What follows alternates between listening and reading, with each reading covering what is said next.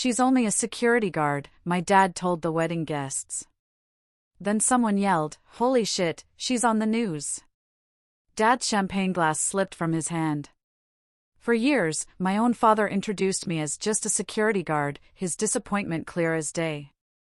But at his lavish, high-society wedding, with a gun suddenly pointed right at his head, he finally saw me. And the look on his face as everything changed? I'll never, ever forget it. My name is Samantha, and at 29 years old, I never expected to be the center of attention at my father's wedding. Not like this. My father, Richard Williams, built his entire life around status and appearances. As a senior investment banker at one of New York's most prestigious firms, he measured success in dollar signs and social connections. Our suburban home was immaculate, our vacations extravagant, and our family photos perfectly staged for his office desk. But beneath that polished exterior, our relationship was always strained, suffocated by his impossible expectations.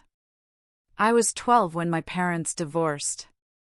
My mother, Audrey, a kindergarten teacher who valued compassion over competition, had finally had enough of his constant absence and emotional distance. Their values had simply grown too far apart. The custody arrangement meant weekdays with Mom in her modest apartment, and weekends in Dad's sleek penthouse overlooking Central Park.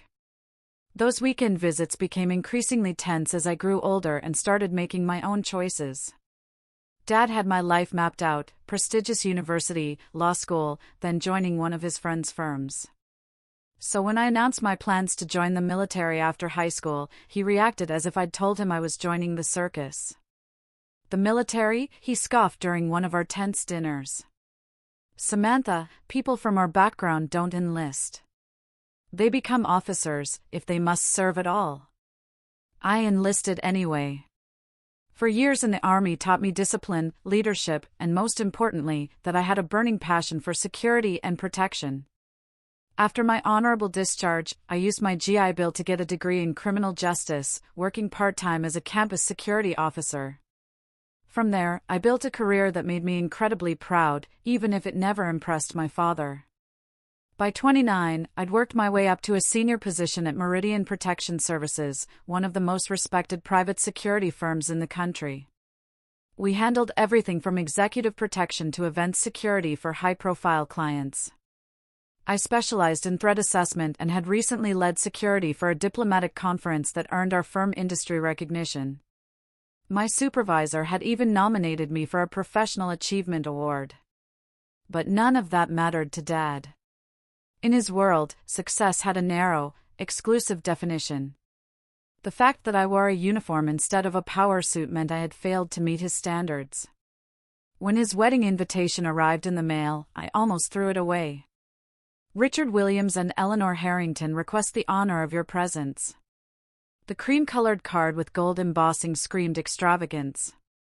Eleanor was wife number 3, a socialite from a banking family who moved in the same elite circles as my father. They had met at a charity gala, their engagement announced in the society pages of the New York Times. "You should go," my friend Alicia urged when I showed her the invitation over coffee. "Maybe this time will be different." "Different how?" I stirred my latte absently. "He'll just introduce me as his disappointment of a daughter who chose to be a security guard instead of a lawyer." "Then prove him wrong," Alicia said, a determined glint in her eye. "Show up looking amazing. Be polite but confident, and don't let him make you feel small." Shopping for wedding attire with Alicia turned into an all-day event. We finally settled on a navy blue dress that was elegant without being flashy, paired with simple silver jewelry. Looking in the mirror, I felt a flutter of hope. Maybe, just maybe, this time he would see me as the accomplished professional I was, not just the daughter who had disappointed him. The night before the wedding, I called Mom for moral support. "Just remember, honey," she said, "his inability to appreciate your choices is his failure, not yours. You have built a life that makes you proud, and that is what matters." I held on to those words as I packed my overnight bag for the weekend at the luxury resort where the wedding would take place. Deep down, a small part of me still hoped for reconciliation, for some sign that my father could see my value beyond the career path I had chosen. It was that glimmer of hope that made me pack the invitation, book the train ticket, and prepare to face the judgment that awaited me. What I couldn't have known then was how dramatically this wedding weekend would change everything between us.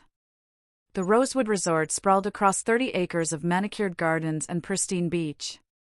As my taxi approached the main building, I spotted white tents gleaming in the distance where I assumed the ceremony would take place.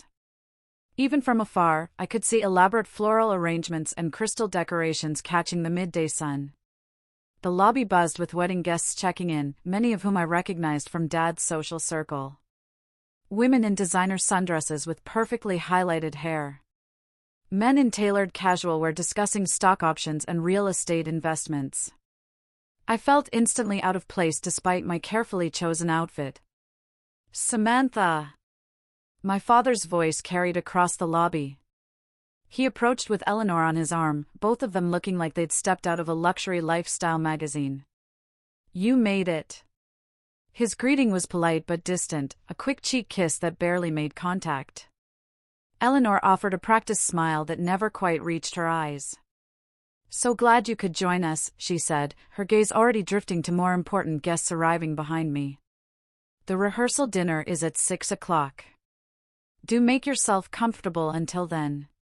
They moved on quickly, leaving me standing alone with my overnight bag. A bellhop appeared to take my luggage to my room, and I found myself with hours to kill before the evening's events. The rehearsal dinner took place in a private dining room overlooking the ocean. Round tables draped in white linen filled the space, each decorated with elaborate centerpieces of orchids and roses.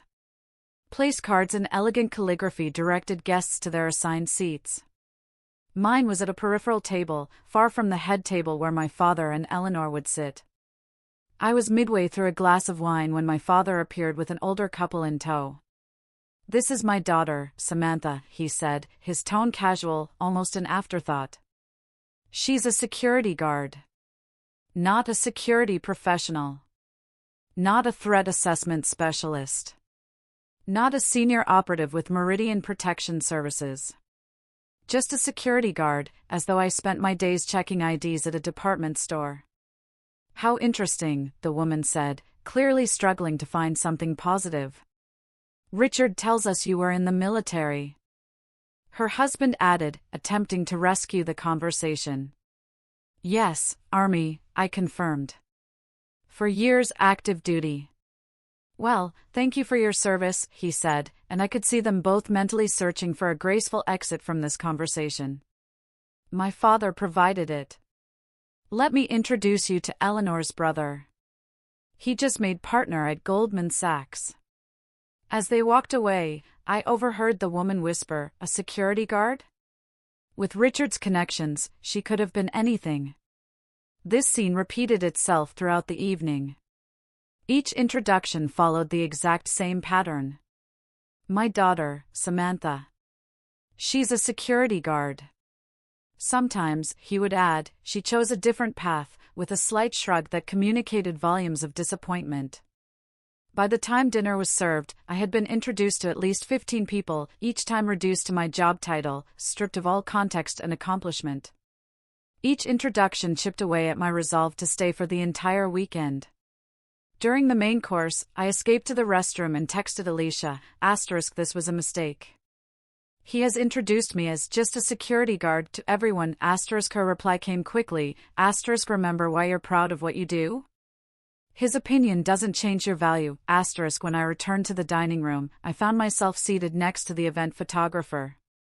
Perhaps the only person there working in a service capacity, like me.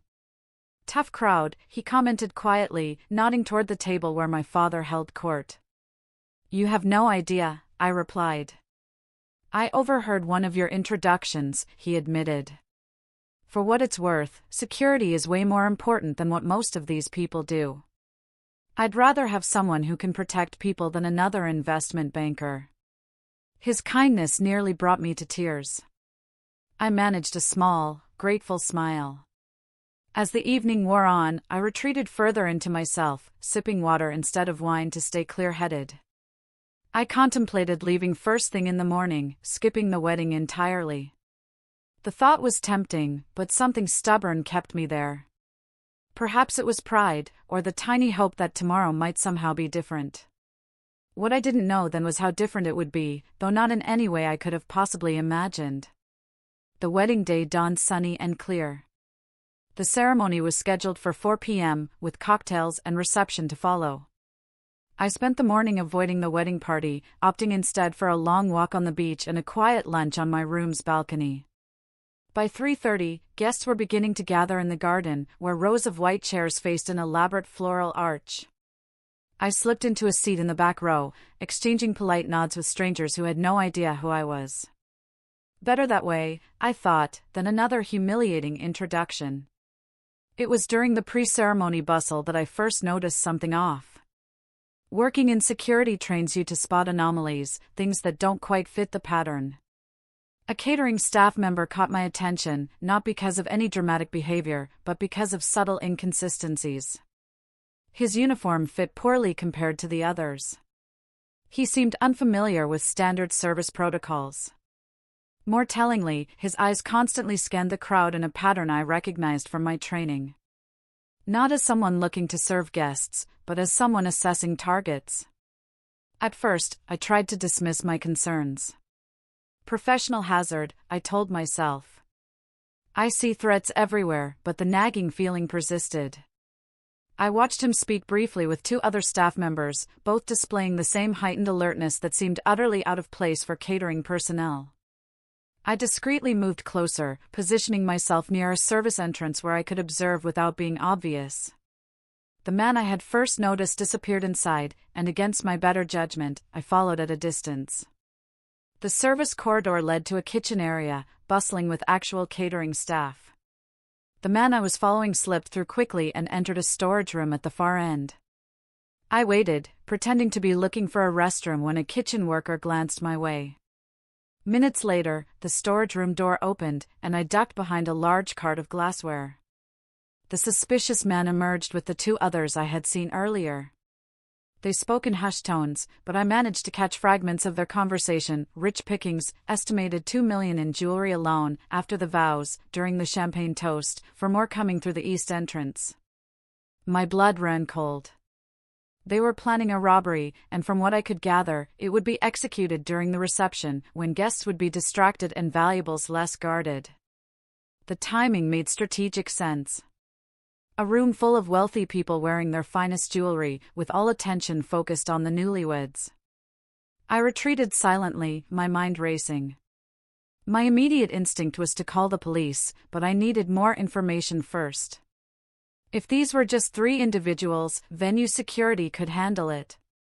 But if they had 4 more coming, this was a coordinated operation that required immediate police intervention. Finding a quiet alcove, I placed a call to the local police, keeping my voice low as I identified myself as a security professional and outlined my concerns. The dispatcher assured me they would send officers to investigate discreetly, but it would take at least 20 minutes for them to arrive. Next, I located the venue's security office, a small room tucked away near the management offices. Inside, I found a single security guard monitoring camera feeds. "I need to speak with your supervisor immediately," I said, showing my Meridian Protection Services ID. "There is a credible security threat to the Williams-Harrington wedding." The guard, a man in his 50s named Carl, according to his name tag, looked skeptical but called his manager. Within minutes, I was explaining what I had observed to the head of resort security, Michael Jenkins. "We cannot disrupt the ceremony based on overheard conversation," he said after listening to my assessment. "But I will place additional security personnel around the perimeter and alert staff to be vigilant." "The police are on their way," I informed him, "but they won't arrive for another 15 minutes at least. In the meantime, I suggest you position your team at all exits and have them watch for anyone matching the descriptions I provided." Jenkins nodded, impressed by my professional approach. "Are you carrying?" he asked quietly. "No," I replied. "I'm a guest at the wedding." The father of the bride hired additional security for the gift table and jewelry, he noted, checking his clipboard. "We have 2 armed guards positioned there already." The thread I overheard suggested multiple perpetrators, I warned, possibly 7 in total, with 4 yet to arrive. They mentioned the east entrance specifically. As Jenkins mobilized his team via radio, I returned to the ceremony, which was now beginning. Guests were seated, music played softly, and the wedding party began their procession. I slipped into a seat at the very back, my attention divided between the ceremony and scanning the perimeter for suspicious activity. My father stood at the altar, beaming as Eleanor walked toward him on her father's arm. In that moment, as genuine joy crossed his face, I felt a pang of sadness for our broken relationship. But I pushed the thought aside, focusing instead on the immediate threat. As the ceremony progressed, I noticed two unfamiliar men in catering uniforms positioning themselves near the gift table. They moved with a deliberate casualness that raised immediate red flags. I texted Jenkins with their location and description, then slowly made my way toward the back of the seating area to maintain visual contact. The officiant was just pronouncing my father and Eleanor husband and wife when I spotted another suspicious individual near the bar setup for the reception. This one carried what appeared to be a concealed weapon under his jacket. My hand tightened around my phone as I typed another alert to Jenkins. As guests applauded the newlyweds, I realized with growing alarm that the police had not yet arrived, and the situation was escalating faster than anticipated. The robbery was not planned for later, as I had initially thought. They were positioning themselves now, ready to make their move. As the ceremony transitioned to reception, I had seconds to decide my next move, warn my father and cause a scene that might provoke the armed suspects into violent action, or continue monitoring while waiting for police backup. Years of training kicked in, and I chose the approach least likely to endanger innocent guests. Moving casually but purposefully toward the closest suspect, I prepared to do what I had spent years training for, even if it meant ruining my father's perfect wedding day. The transition from ceremony to reception happened quickly. Servers appeared with trays of champagne, and guests formed a receiving line to congratulate the couple. I maintained visual contact with the three suspects I had identified, noting with growing alarm that they were now communicating via discreet earpieces. I checked my phone. No message from the police yet. Jenkins had positioned his security team as I suggested, but they were understaffed and under-equipped for what was coming. My military training and security experience told me this situation could deteriorate rapidly. The first sign that the robbery was beginning came when the lights flickered briefly, an intentional disruption to the venue's electrical system. In that moment of confusion, I saw the suspect near the bar reach into his jacket. "Gun!" I shouted, diving toward the nearest group of guests. As the man pulled out a weapon, chaos erupted immediately. The armed man fired a shot into the air, causing screams and panic as guests ducked for cover. "Nobody move," he commanded. "This is a robbery. Cooperate, and nobody gets hurt." Two more men revealed weapons while others began collecting valuables from terrified guests. I caught a glimpse of my father and Eleanor huddled together, his arm protectively around her. As one of the robbers approached them, demanding jewelry, from my position behind an overturned table, I assessed the situation. 7 armed robbers. At least 30 guests in immediate danger. No police in sight. And venue security, outgunned and hanging back. An elderly woman near me began experiencing what looked like a panic attack, drawing the attention of one robber who approached with his weapon raised. "Shut her up," he snarled to the woman's companion. The elderly man looked terrified.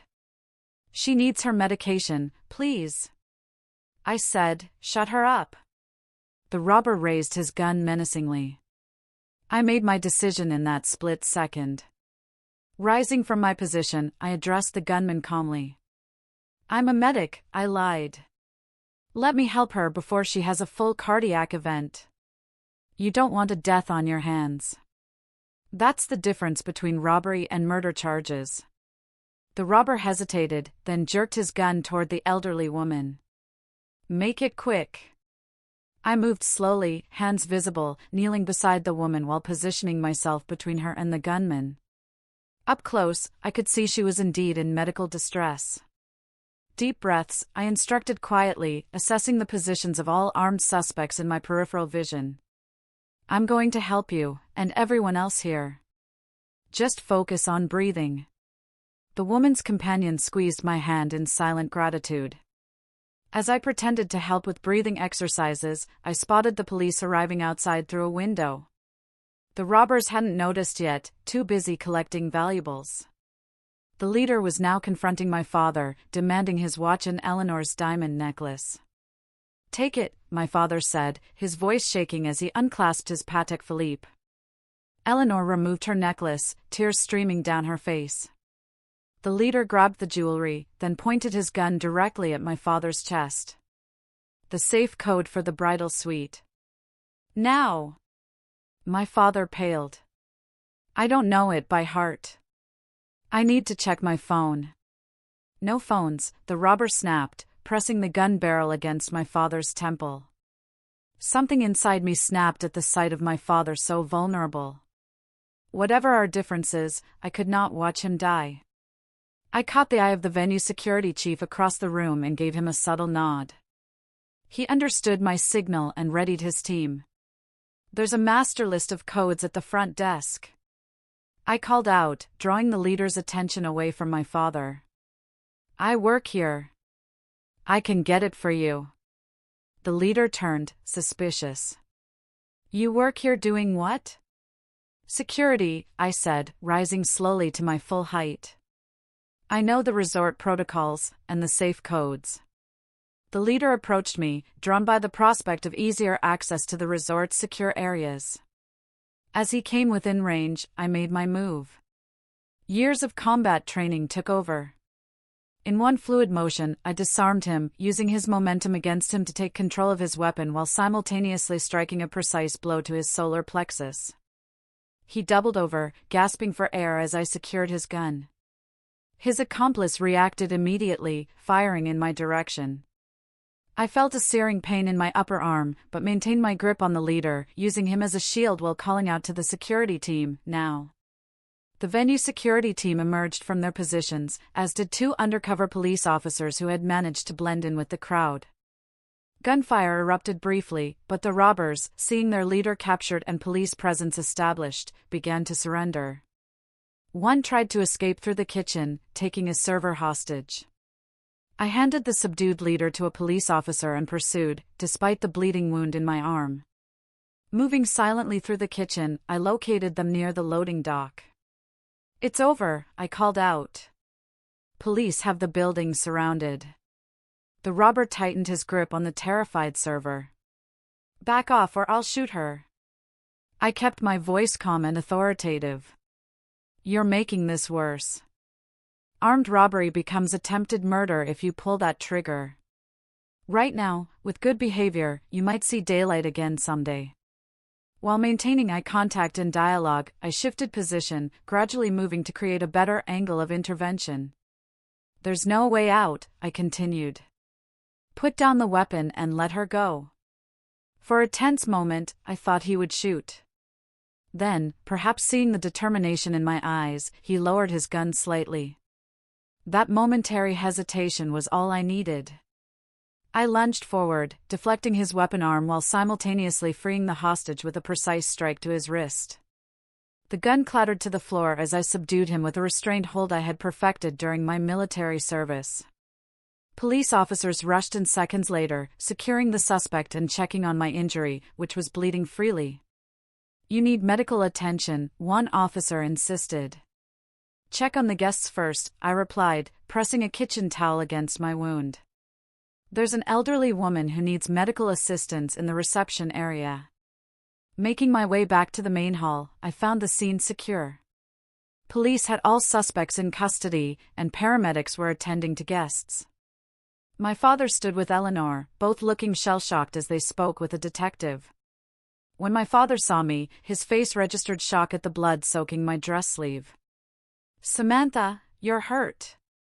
"It's just a graze," I said, though the pain was intensifying as adrenaline began to fade. "Are you both okay?" Before he could answer, a paramedic intercepted me, insisting on examining my wound. As I was led to a treatment area, I heard one of the guests say, "That's Richard's daughter." "Did you see what she did?" The next hour passed in a blur of police statements and medical treatment. The bullet had indeed just grazed my arm, requiring stitches, but causing no serious damage. As the paramedic worked, police officers came to take my statement, expressing amazement at my intervention. If you hadn't identified the threat and acted when you did, the police captain told me, this could have been a massacre. These men are part of a crew that has hit 3 other high-profile events this year. They don't usually leave witnesses. I downplayed my actions, insisting I had just done what anyone with my training would do. Eventually, the commotion subsided. Guests were allowed to leave after giving statements, though many lingered, discussing the dramatic events. My father approached as the paramedic finished bandaging my arm. The police said, "You saved lives today," he said, his voice uncharacteristically subdued, including possibly mine and Eleanor's. I didn't know how to respond. Years of dismissal and disappointment could not be erased by one moment of crisis, no matter how dramatic. "I was just doing my job, Dad," I said quietly. "Even if it is just being a security guard." His face flushed at having his words thrown back at him. Eleanor touched his arm, perhaps sensing the tension. "We are so grateful, Samantha," she offered. "The police want to interview you again tomorrow for the investigation. Will you come to the brunch?" Exhausted and emotionally drained, I agreed, simply to end the conversation. All I wanted was to shower, change out of my blood-stained dress, and sleep. The reception was obviously cancelled, the venue now a crime scene being processed by forensic teams. As I left, a local news crew was setting up outside, interviewing shaken guests about the attempted robbery. I slipped past them unnoticed and returned to my room alone. I awoke the next morning to my phone buzzing with notifications. My arm throbbed as I reached for it, memories of the previous day flooding back as I read through the messages. Alicia had texted multiple times after seeing early reports of the incident on the news. My boss at Meridian had called twice, leaving messages asking if I was okay and saying the company was incredibly proud. There were even messages from former military colleagues who had somehow heard about what happened. The most surprising notification was a voicemail from my mother. "Honey, I just saw what happened on the morning news. Call me as soon as you can. I'm so proud of you, but so worried too." News. I had avoided the reporters yesterday, but apparently the story had still made headlines. I turned on the television in my hotel room and found a local channel already running the story. Breaking news. Attempted armed robbery at luxury resort wedding foiled by security expert. 7 suspects in custody after dramatic intervention by wedding guest, identified as security professional Samantha Williams. I watched in disbelief as shaky cell phone footage showed portions of the incident, followed by interviews with grateful guests describing my actions in increasingly heroic terms. "She moved like something from an action movie," one guest gushed. "She saved that elderly couple and then tipped down the leader right as he was threatening the father of the bride." Another segment showed the police captain at a press briefing. The quick thinking and courageous actions of Miss Williams prevented what could have been a tragic outcome. These suspects are part of a crime ring responsible for multiple armed robberies targeting high-profile events. Thanks to Miss Williams, they are now in custody and facing numerous felony charges. I turned off the television, feeling strangely detached from the person they were describing. In truth, I had just relied on my training and done what needed to be done. The alternative, standing by while armed criminals threatened innocent people, including my own father, was never an option. The bandage on my arm needed changing, and the hotel room felt suddenly claustrophobic. Despite my reluctance to face my father and his guests, I decided to attend the brunch, if only to give my statement to the detectives, and then leave. After a careful shower that kept my bandaged arm dry, I dressed in the only other outfit I had packed, a simple black pantsuit I had brought in case the rehearsal dinner had been more formal than expected. It would have to do, though the jacket fit awkwardly over my bandaged arm.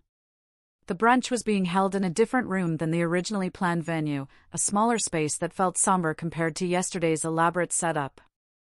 When I arrived, the event was already underway, with subdued guests picking at breakfast buffet offerings while discussing the previous day's drama in hushed tones.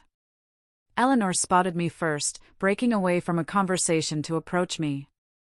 "Samantha, thank you for coming," she said, her usual polished facade showing cracks of genuine emotion. "How is your arm?" "It will heal," I replied simply. "I understand the detectives wanted to speak with me again." "Yes, they should be here soon." She hesitated, then added, "Richard has been trying to explain to everyone how proud he is of you. It's just, well, it's all been such a shock." I nodded, not trusting myself to respond. After years of dismissal, my father's sudden pride felt hollow. A reaction to public acclaim rather than genuine appreciation of who I was.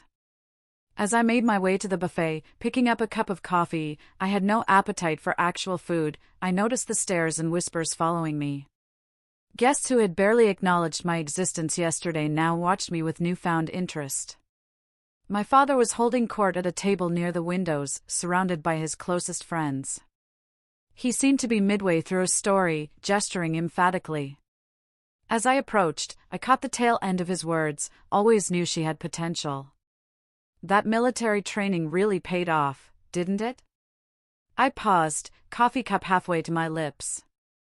Was he actually trying to take credit for my actions? Implying he had supported my military service when he had actively opposed it? Before I could decide whether to confront him, a staff member approached to inform me that the detectives had arrived and were waiting to speak with me in a private room.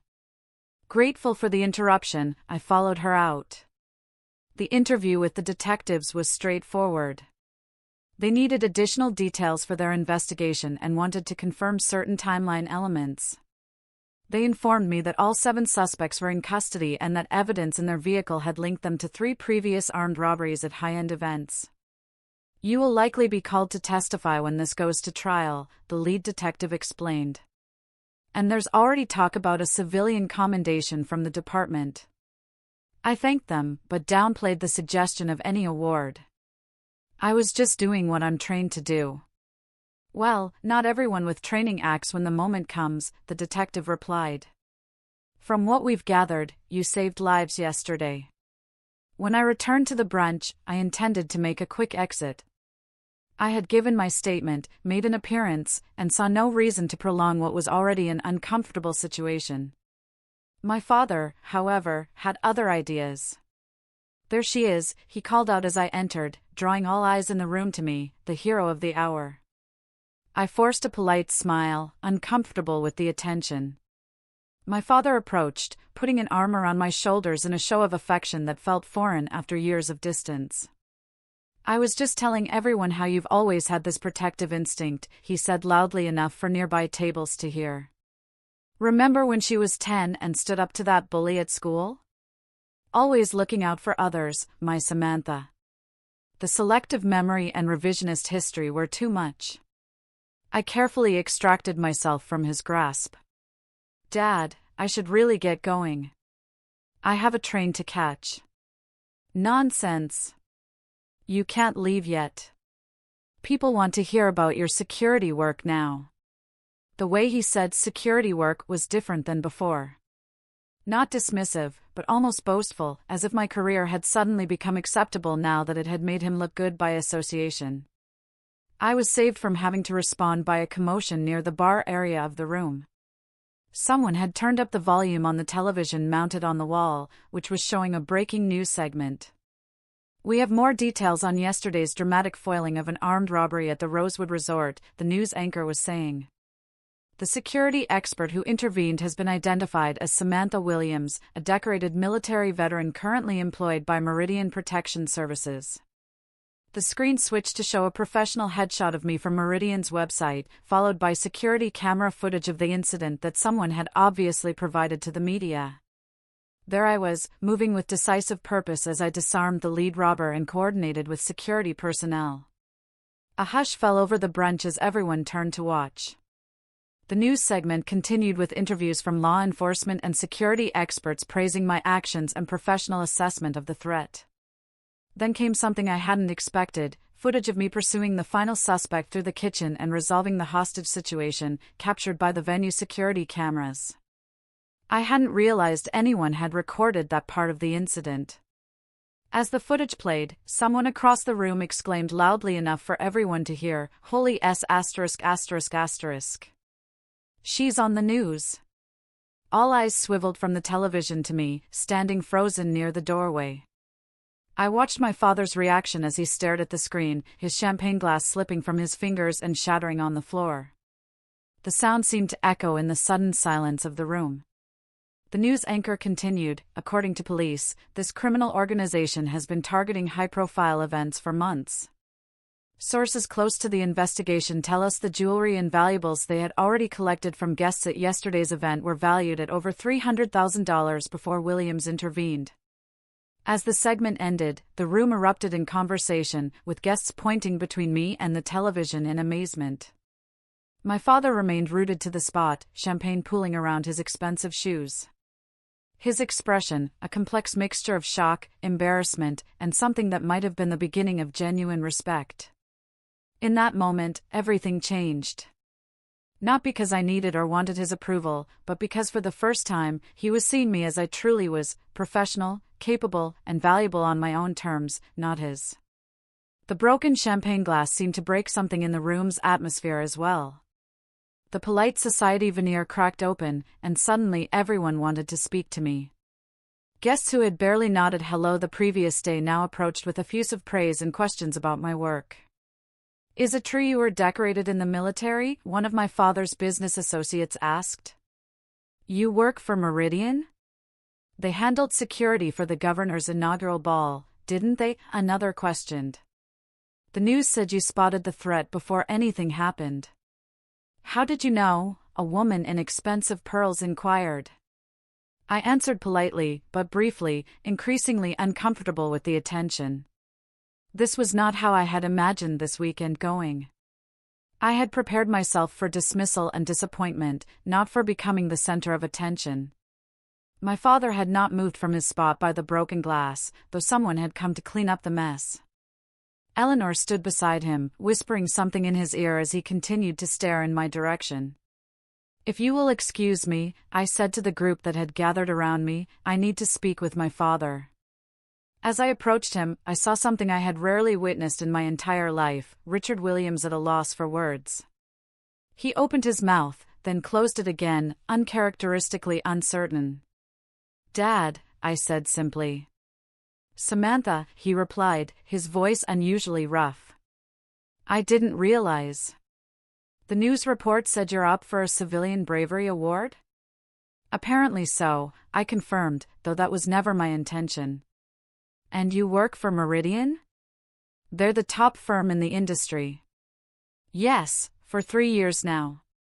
I mentioned it at Christmas dinner last year."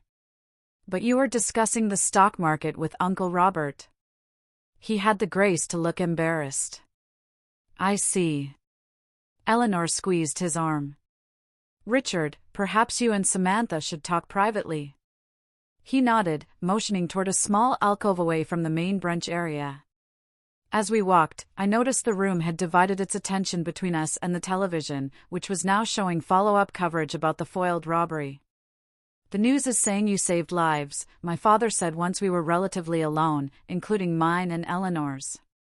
"I did what needed to be done," I replied evenly. "I have been." He hesitated, searching for words.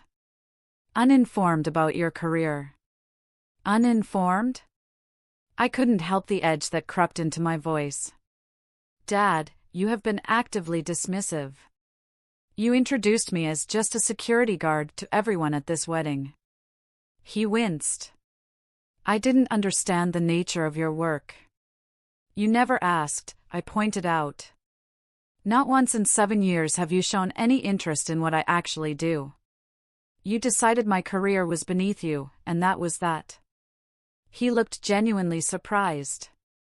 "I thought you were working minimum wage security jobs. Mall security. Or nightclub bouncer work. And that," I continued, "would make it okay to dismiss me? To make me feel small in front of your friends?" The question hung between us.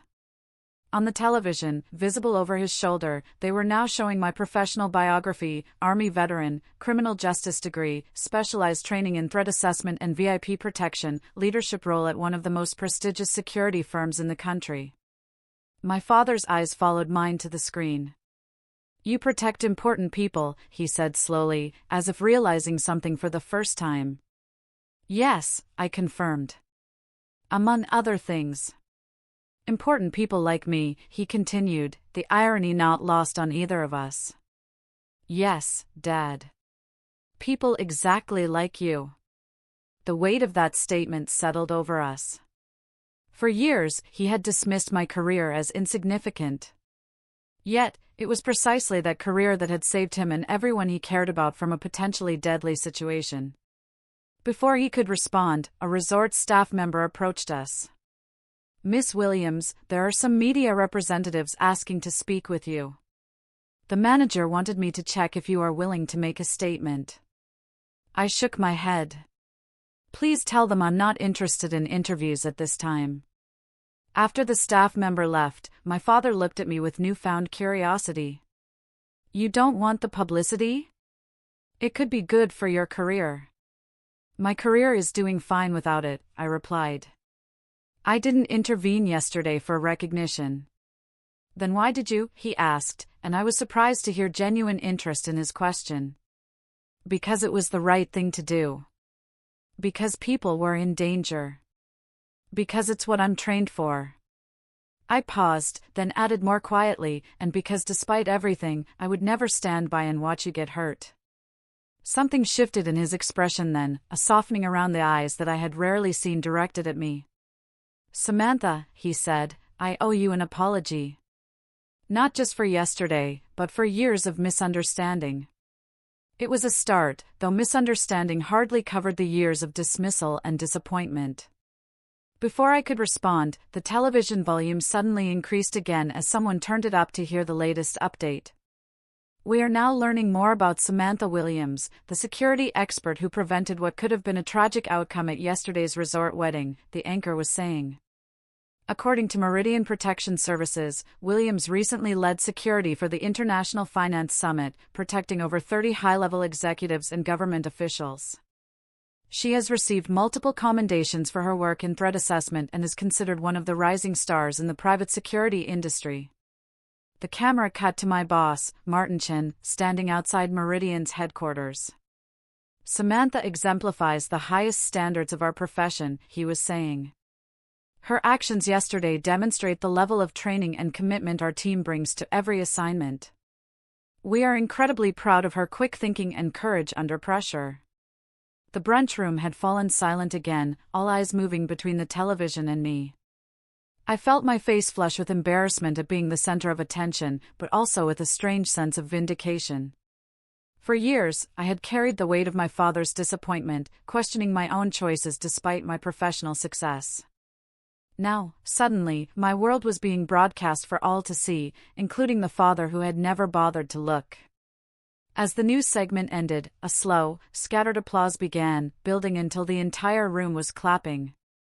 My father, after a moment's hesitation, joined in, his eyes never leaving my face. The applause eventually died down, and guests returned to their conversations, though now they all seemed to be about me. I turned back to my father, finding him watching me with an expression I couldn't quite read. "I think I should go," I said. "This is supposed to be your and Eleanor's celebration, not whatever this has become." "Wait," he said, reaching out to touch my arm, then stopping short when he noticed my bandage.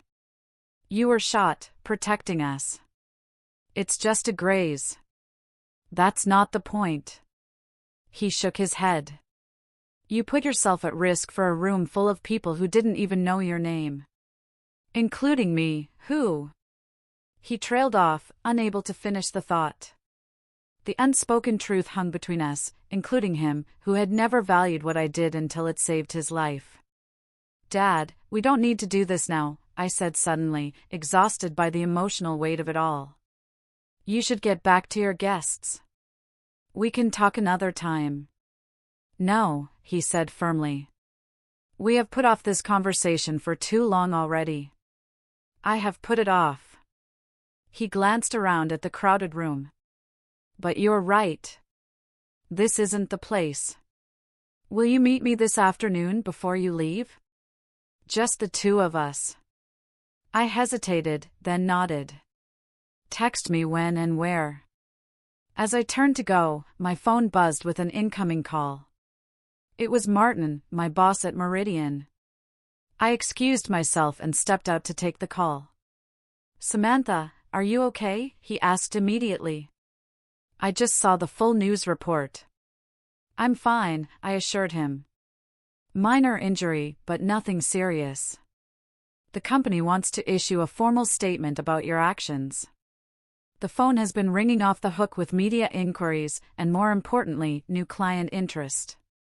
What you did is exactly what we train for, but rarely get to demonstrate so publicly. I sighed. I understand, but I'd rather not become the face of the company over this. I respect that, Martin said. But there's something else. The CEO wants to meet with you when you get back. Between us, I think there's a promotion coming your way. Your actions reflected everything Meridian stands for. After ending the call, I stood in the hallway processing everything. In the span of 24 hours, my entire relationship with my father had been upended. I had become a minor news story, and my career appeared to be taking a significant leap forward. It was a lot to take in. But as I had learned both in the military and in my security work, sometimes the most important moments come when we least expect them. The question now was what to do with this one. My father texted me to meet at a quiet bar on the resort's top floor, away from the remaining wedding guests. When I arrived, he was already there, sitting alone at a corner table overlooking the ocean. 2 untouched drinks sat on the table. Club soda with lime, he said, nodding to one of the glasses as I approached. I remembered you don't drink on duty. And I figured with everything that happened. Thank you, I said, surprised by the thoughtfulness. It was a small thing, but significant, coming from a man who had rarely paid attention to my preferences. We sat in awkward silence for a moment before he spoke. I watched more of the news coverage after you left. They interviewed some security expert who explained exactly what you did. How you recognized the threat pattern, how you positioned yourself strategically, how you used minimal force to maximum effect. He shook his head in wonder. It was like hearing about a stranger, except it was my daughter. That's the problem, Dad, I said quietly. I've never been a stranger. I've been right here. You just never looked. He flinched as if I had struck him. I deserve that. This isn't about what you deserve, I replied. It's about recognition. Basic human recognition of who I am and what matters to me. He nodded slowly. I always thought I knew what was best for you. The path that would give you the most opportunities, the most security. Financial security is not the only kind of security, I pointed out. And following someone else's dream is never as fulfilling as pursuing your own. I see that now. He took a deep breath. Yesterday, when that man had a gun to my head, do you know what I thought about? Not the firm, not the stock portfolio, not the vacation homes. I thought about you and your mother, and how I had wasted so much time on things that suddenly didn't matter at all. I remained silent, letting him continue. And then there you were, stepping up, taking control of a situation that had professional security guards backing away. You were magnificent, Samantha. Not because you were on the news, or because people are calling you a hero, but because you were completely yourself, confident, capable, calm under pressure. He looked down at his untouched drink. I have never been prouder in my life, and I have never felt more ashamed of how little I have understood or supported you. The words I had longed to hear for years now landed with surprising weight. Part of me wanted to accept this sudden validation and move forward, but another part recognized the need for complete honesty if we were ever to rebuild our relationship. Dad, I appreciate that. I really do. But I need you to understand something. I didn't become who I am overnight. I didn't suddenly transform into someone worthy of your respect because I was on the news or because I prevented a robbery at your wedding. I have been this person all along, dedicated, skilled, committed to something I believe in. The only thing that changed was your perception. He nodded, accepting the truth of my words. You're right. And I can't take back the years of dismissal or the damage that caused. I can only tell you that my eyes are open now, and I would like the chance to really know my daughter, the real one. Not the one I imagined you should be.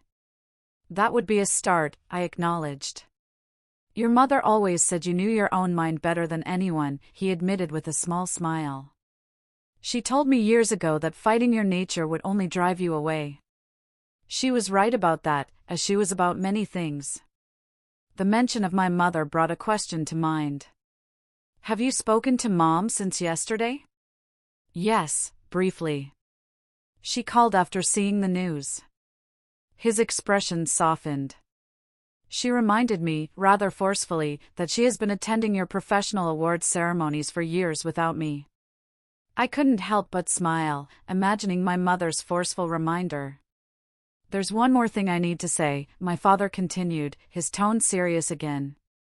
Thank you. Not just for what you did yesterday, but for being who you are, despite my lack of support. That takes a kind of strength I'm only now beginning to appreciate. The sincerity in his voice touched something deep inside me. For the first time in our conversation, I felt the wall between us begin to truly crumble. In the weeks that followed, my life changed in ways both expected and surprising. The footage of the incident went viral, leading to a flood of media requests that I mostly declined. Meridian Protection Services did promote me, placing me in charge of a new division focused on event security and threat assessment training. My injury healed cleanly, leaving only a small scar that I sometimes caught myself touching during stressful moments, a quiet reminder of what I was capable of when it mattered most. Professional recognition came in forms I hadn't anticipated.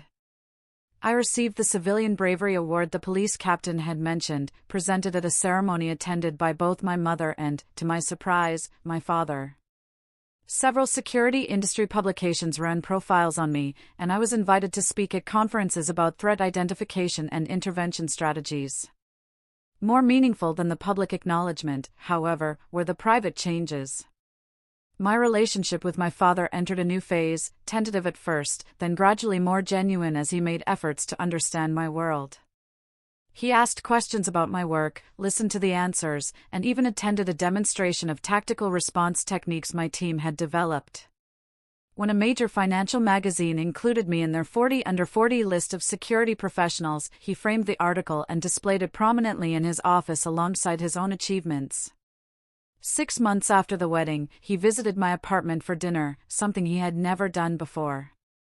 As we sat at my small kitchen table, he looked around at the modest space with new eyes.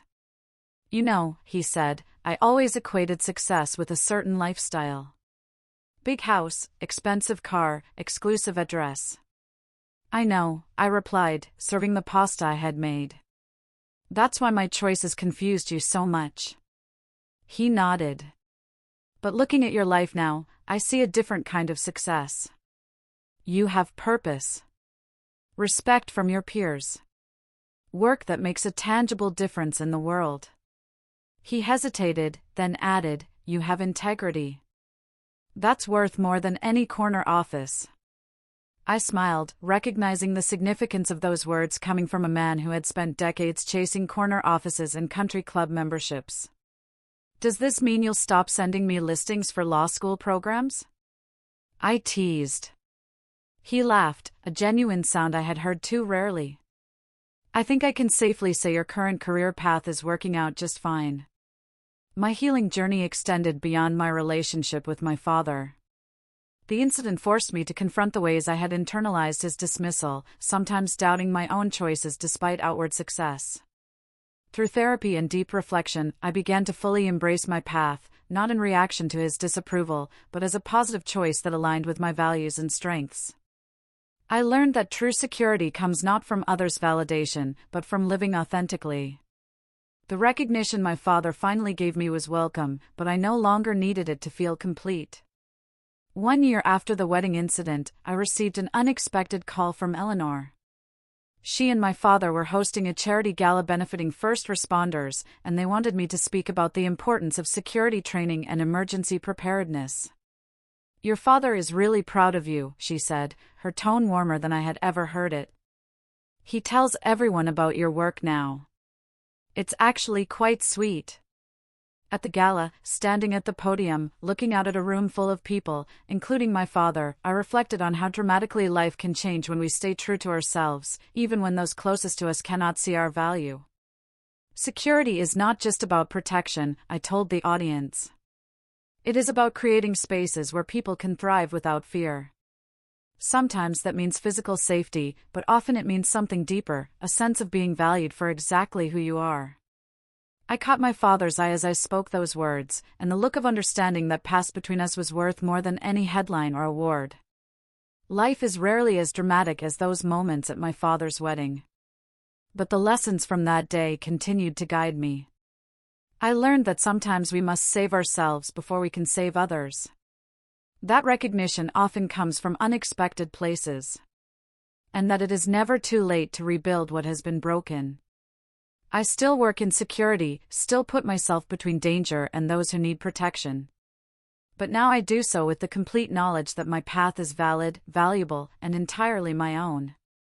Have you ever had a moment when someone finally saw your true value after dismissing you for years? Or have you experienced a dramatic event that changed a difficult relationship in your life? Tell me your stories in the comments below. I really want to know. And if this resonated with you, please hit that like button and subscribe for more real-life experiences. Thanks for watching.